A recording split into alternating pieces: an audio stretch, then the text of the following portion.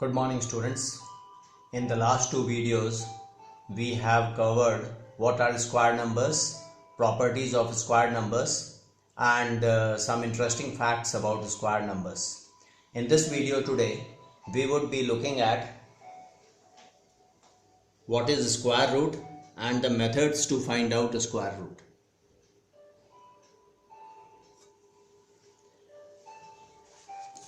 So you know that a number n multiplied with itself gives a square number. The original number n is called the square root. For example, if we have a natural number n, then we know that n times n gives a square number n square. The original number is the square root.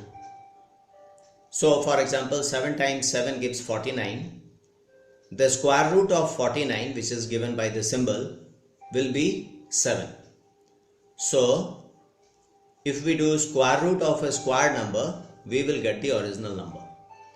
That is why it is said that finding a square root is the inverse operation of finding a square, just as division is the inverse operation for multiplication.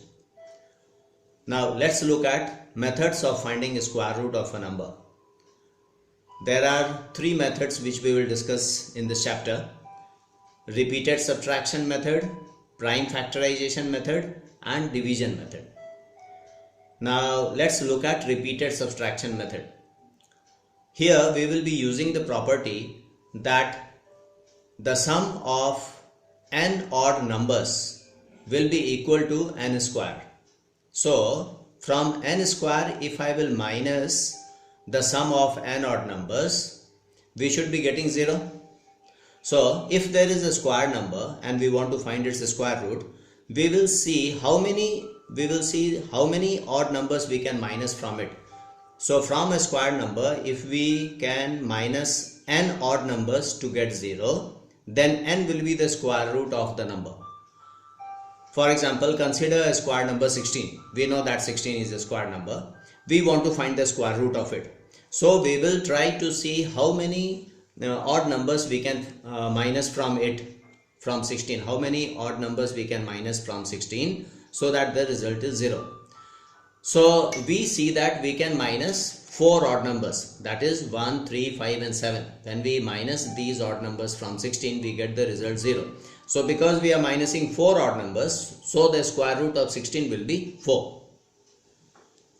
Now we will look at prime factorization method of finding square root.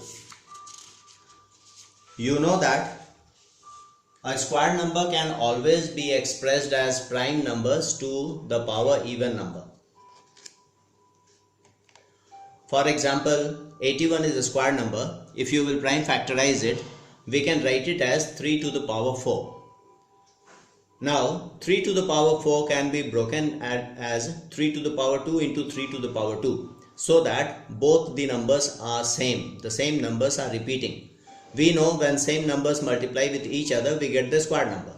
This number, the original number, is the square root we have discussed earlier. So if I want to find out the square root of 81, I will try to write it as product of same prime numbers to the power something. That will be the square root of 81. So here the square root of 81 will be 3 square, that is 9. Similarly, for example, let's say we want to find out the square root of 324. So first of all, we will prime factorize 324. We get 2 to the power 2 into 3 to the power 4. Now we will break it up in such a way so that we get two numbers which are exactly same. So we can take one 2 from here and one 3 square from here. So 2 into 3 square, here also 2 into 3 square. So these two are same numbers which are repeating. So any one of them would be the square root of 324. So root of 324 is equal to 18. 2 into 3 square. Okay, now we will look at two questions from exercise 3.3 of your textbook. Question number 6.3. Here they are asking to find out the smallest square number which is completely divisible by 4, 7, 8 and 16. So first of all, let us just find out a number which is fully divisible by 4, 7, 8 and 16. We know to find the smallest number which is fully divisible by this, we will have to find out the LCM. So when we find the LCM of 4, 7, 8 and 16, we get LCM is equal to 112. So now 112 is just the smallest number which is fully divisible by this. Now we want the smallest square number. So we have to see whether this is a square number or not. This is not a square number because here 7 has no pair. So we have to pair up 7. To get a pair of 7, we will have to multiply this whole thing with 7. That means we will have to multiply 112 with 7. So 112 times 7 will give us a square number, and that will also be fully divisible by 4, 7, 8 and 16. Because 112 is divisible, so 112 into 7 will also be divisible by all of them. And that is the smallest square number which is fully divisible by all of them. Then in exercise 3.3 question number 11, they have said that a number is multiplied with 15. Then the product of the two numbers gives us 7260. We have to find out the two numbers. So let one of the number be x. Then the second number will be 15 times x. Now the product of the two numbers, that means x times 15x, is equal to 7260, that is given in the question. Now 15x times x gives us 15x square, we know that. So to find out x square, we will have to divide with 15. So we get 7260 divided by 15, that is 484. So x square is equal to 484. Now to find out x, we will have to do root of 484. So to find root of 484, we will have to do prime factorization. Now we will write this in a manner so that the same number repeats. So 2 into 11, 2 into 11. So x will be equal to, that means the root of 484 will be equal to 2 into 11, that is 22. So one of the number is 22, the other number will be 15 into 22, that is 333.